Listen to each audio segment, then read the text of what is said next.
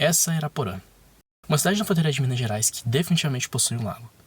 Araporã se tornaria um dos maiores polos comerciais na fronteira do país, se estivesse realmente na fronteira. No entanto, isso é uma possibilidade.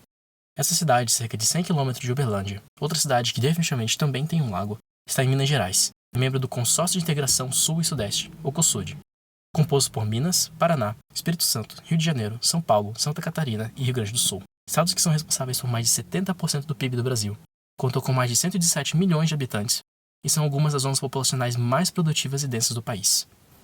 A diferença entre os estados do Sul e do Sudeste com o resto do Brasil é tão marcante que algumas pessoas chegam a dizer que parece estar em um país completamente diferente. E por isso vamos pensar, e se o Brasil se separasse? Nesse vídeo vamos abordar 1. As diferenças entre esses dois grupos do país. 2. Quem mais ganharia em uma eventual separação. 3. A probabilidade de uma divisão ocorrer. E 4. O impacto disso na economia global e em cidades como Araporã. Para começar a primeira parte, imaginemos que os dois países se separaram de forma pacífica. As populações que residem neles há mais de 5 anos se tornaram cidadãos, querendo ou não, e as empresas que operam nos dois agora são consideradas internacionais ou têm que se separar completamente. Para saber as diferenças entre os dois países, temos que considerar como eles estão atualmente.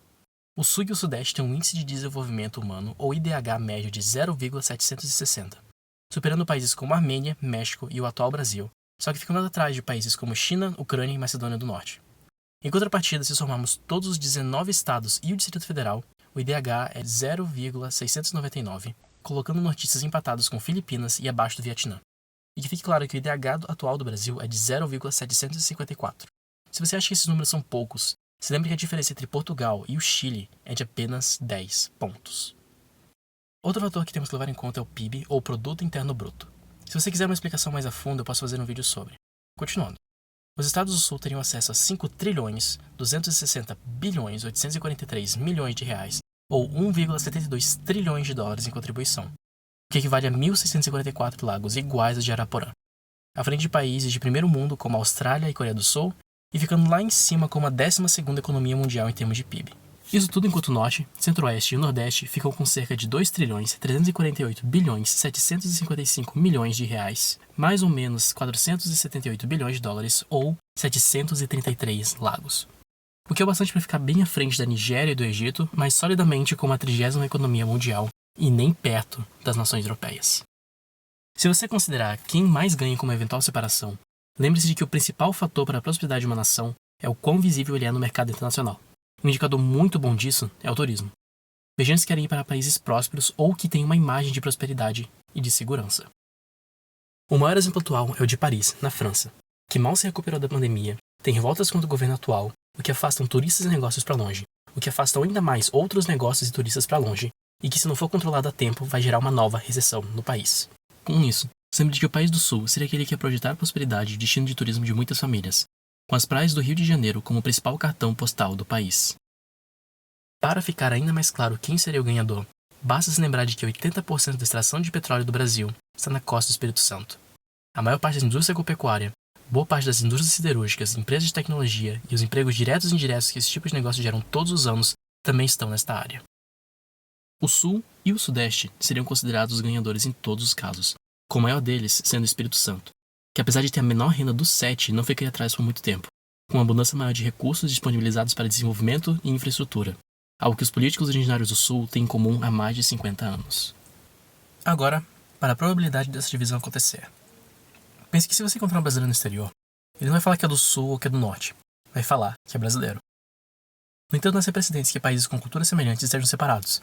Um exemplo disso é a Alemanha e a Áustria, que apesar de terem sotaques ligeiramente diferentes e já terem sido parte do mesmo país múltiplas vezes no passado, ainda são essencialmente nações separadas. Mesmo não havendo virtualmente uma diferença entre o centro de Hamburgo e o centro de Linz, além do cheiro e o sotaque de seus povos. Outros exemplos também incluem Moldávia e Romênia, Luxemburgo e França, e até mesmo Estados Unidos e Canadá, se formos bem ao pé da letra. Essa teoria pode ser estendida ainda mais se considerarmos que o Brasil foi colonizado de maneiras diferentes por povos diferentes. Enquanto estados como Paraná, Rio Grande do Sul e São Paulo têm uma colonização maior de alemães e japoneses e italianos, culturas associadas com restrições e forte disciplina, estados como Amazonas e Sergipe foram colonizados majoritariamente por culturas portuguesas, holandesas e espanholas. Mesmo que você ache que essa diferença não seja grande coisa, afinal, europeu é europeu, o Canadá foi colonizado do mesmo jeito que o Brasil, separado por franceses ao leste e britânicos mais a oeste, e são parte do mesmo país. Apesar de quase um terço do Quebec querendo se separar e outro terço querendo mais autonomia dentro da União Canadense. Agora, o que tudo isso significa para cidades como Araporã? Para começar, ela poderia ver um grande influxo de imigrantes em busca de melhores oportunidades no rico sul do país, podendo até mesmo fechar a fronteira para evitar a contaminação cultural ou uma crise de refugiados, legais ou ilegais.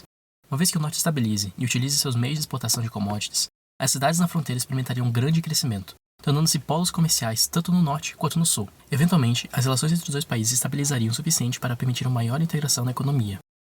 Internacionalmente, fora os trabalhos que os membros da ONU teriam de encaixar uma cadeira extra nos auditórios, pouco mudaria. O norte teria de se aproveitar da abundância de recursos naturais e commodities para serem vendidos no exterior, enquanto o sul teria acesso a mais opções, com uma base econômica diversificada entre agronegócio, serviços tecnológicos, o petróleo da Baía dos Campos e o turismo do Rio de Janeiro e São Paulo. E mesmo sem esses fatores, a economia do sul e do sudeste ainda seriam altamente diversificadas e poderiam se sustentar a longo prazo. Espero que você tenha gostado do nosso conteúdo até agora. Se você tem algum tipo de sugestão ou está se sentindo especialmente patriótico, considere deixar um like no vídeo e se inscrever. Muito obrigado e nos vemos em pouco tempo.